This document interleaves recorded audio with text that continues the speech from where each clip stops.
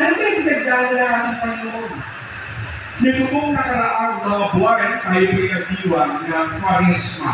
Kung tanaw nagsimula po ito nung tayo nilagyan ng apo ng krus ating loob. Tandaan na pasimula na ng panahon ng mahal ng Kwaresma o days of fasting, abstinence, prayer. At dumating ang Holy Week, nakita natin ang ating Panginoon ay naghirap o dinadaan ng paghihirap sa buhay. Tama mo ba?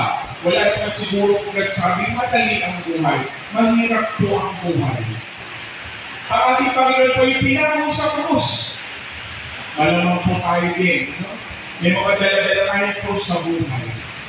Kung minsan ang mga krus natin sa buhay, ay yung mga mahal natin din sa buhay. Maaari asawa ninyo, anak, pwede kusting na, no? Pakinggan sa ulo. Diba? Maaari ang krus natin sa buhay ay ating mga kapitbahay. No? Mahal naman natin ating mga kapitbahay. Pero din, no? May krus. Mabigat, mga pagsubok, pangungulila. At pagkatapos po, ang ating Panginoon ay namatay sa krus. Noong nakita niyo ng Holy Week, nanood kayo o umattend kayo sa ating mga liturgical activities and events, mararamdaman nyo yung hirap na dinanas sa Panginoon at yung kanyang pagkamatay. Lahat tayo mamatay. Tandaan niyo yan. Kaya ang realidad ng buhay. Mamamatay ka. Mamamatay ako. Mamamatay tayong lahat. Huwag tayo maging bulat na hindi walang kamatay, hindi mamamatay po talaga tayo. Sapagkat yun ang ginaan ng mga Panginoon. Subalit hindi ito nagtatapos ang buhay natin. Kaya nga di ba kinakata natin si Kristo yung namatay. Anong susunod? Hindi naman sila. Si Kristo yung namatay. Si Kristo yung namatay. Si Kristo yung namatay. Hindi doon eh. Si Kristo yung namatay. Si Kristo ay nabuhay. That's the resurrection. Muling nabuhay. At sino pwede gumawa ng Diyos lang ang pwede mabuhay sa kanyang sarili lamang? Kaya kami Panginoon muling nabuhay. Matapos ang 3 araw sa muling nabuhay. No? Kaya nga sabi ni San Pablo, kung di muling nabuhay ang Panginoon, hindi nila, walang kwenta yung ating pananampalataya. Sapagkat okay na yung kaulang siya kung siya'y namatay lamang. Subalit siya'y muling nabuhay. At base sa ating pagkakabasa sa Ebanghelyo, ang ating Panginoon ay nabuhay at kinausap kanya mga apostol. No? Pinausap kanya, ito yung sugat na tinabuog. Kaya kayo, huwag kayo reklamo ng reklamo. Makatandaan yung pagsubok sa buhay. May isang ako kailangan, nagdadasal niya sa harap ng krus. Ayan, nagdasal sa krusipino. Krus at ang katawan ng Panginoon yung nakakailan. Sabi niya, Lord, pagaling mo naman yung dami kong problema sa buhay. Ano sabi na Lord sa kanya? Sige nga, magpalit tayo. Ikaw yung tao dito at dyan ang nagdadasal. Sino ba mas mahirap? Yung ipinaro o yung nagdarasal? So, ang ating Panginoon hindi lamang sa namatay, sa po ay muling nabuhay. At hindi pa yun, may tapos. Dito nga tayo may tapos eh. Umakyat ang Panginoon sa langit. Body and soul, katawan at kaluluwa at spirito niya umakyat sa langit. Sapagkat doon, ang kanyang tahanan. Ang kanyang talagang lugar. So, posible pala. So, paano po yan natin? Ibig sabihin po ba nito, bakay na batay, muli tayo mabubuhay, at tayo aakyat sa langit. Dito na tayo papasok doon sa ating katuruan. Ang tao, tandaan po natin ito, ang katawan lamang po ang namamatay. Our body. Ang katawan ang mamamatay. Ano yung hindi namamatay? Yung kaluluwa natin hindi namamatay. Kaya yung mga kaluluwa natin, kaluluwa mo, buhay yan. Forever yan. So, Father, saan siya pupunta? Babalik pa siya sa bahay natin? Hindi na po, iba na ang mundo nila. They are already soul. Kaluluwa. Dalawa lang po ang pwedeng puntahan ng tao pag siya'y namatay. Ano po yun? Una, impyerno. Para saan ang impyerno? Ang impyerno ay para sa mga kaluluwa hindi handang magmahal sa Diyos. Hindi handang makita ang Diyos.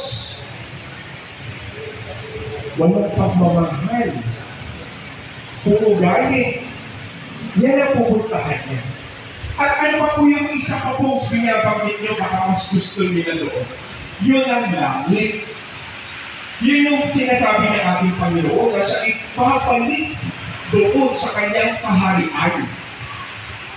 At kung yun ang kanyang kapalaran, yun din ang pupuntahan natin.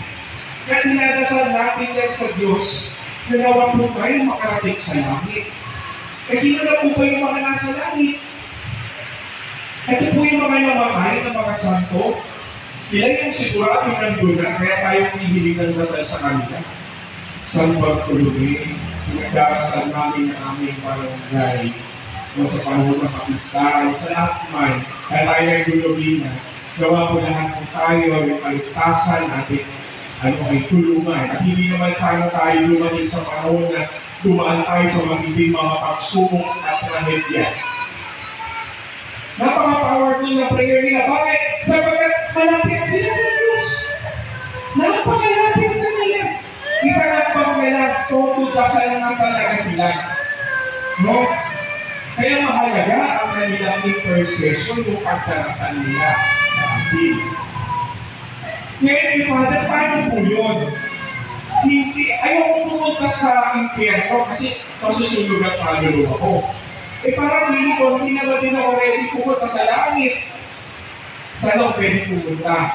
May isa pa. Pero hindi ito yung final destination natin o yung pinaka-pupuntahan. Saan po yun? Yun yung tinatawag natin na purgatorio. Doon tayo pupunta sapagkat nais natin lipisin. Nais natin ma-purify, malinis ang ating intensyon pag nakita natin ang Panginoon. Alam niyo kung bakit? Kasi sa langit, lahat ng kaluluwa doon masasaya.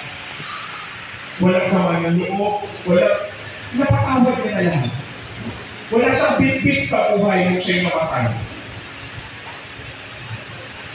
Imagine mo kung may kagalit ka pupunta sa langit, nagkita kayo doon, baka doon pa kayo magsampalan, no? Nagsabulutan pa kayo sa langit. Sapagkat hindi mo siya napatawad, doon pa kayo nagsundukan. Nakakahiya naman, kaya hindi ka para doon. So, pumunta ka muna sa lugar na kung saan nais mo linisin ang iyong intensyon na makita, makaharap ang ating Panginoon. Lalo na sa huling Panginoon. Ang tanong naman ng Diyos, hindi mo ako sa lupa. Tumulong ka ba? Nagbigay ka ba? Nagmahal ka ba?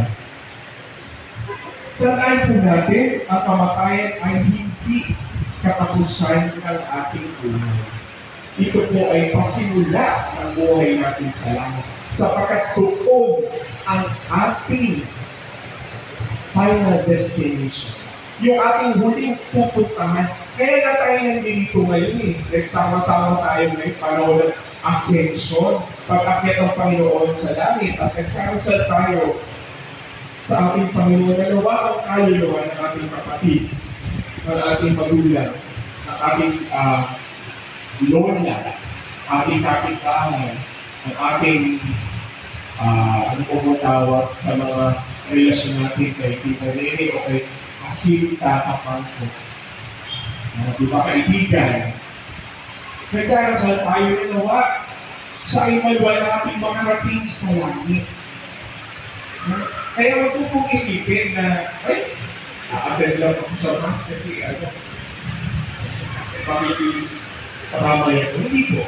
Nagdarasal tayo ngayon para ang kanyang kaluluwa ay makarating na malawalhati doon sa langit. At ang sabi ko nga, hindi ito ang katapusan o hindi. ito ay pasimula ng ating buhay. Nawa po ay nagdiwanag ang ating pag-unawa tungkol sa kamatayan. Tandaan po natin na umilig ko po ang kaluluwa po natin hindi namamatay. Yan po yung mabubuhay hanggang sa inyong muling hininga. Iiwanan yung katawan, pero ang yung kaluluwa ay patuloy na mabubuhay. At ito ay dapat mapunta doon sa langit.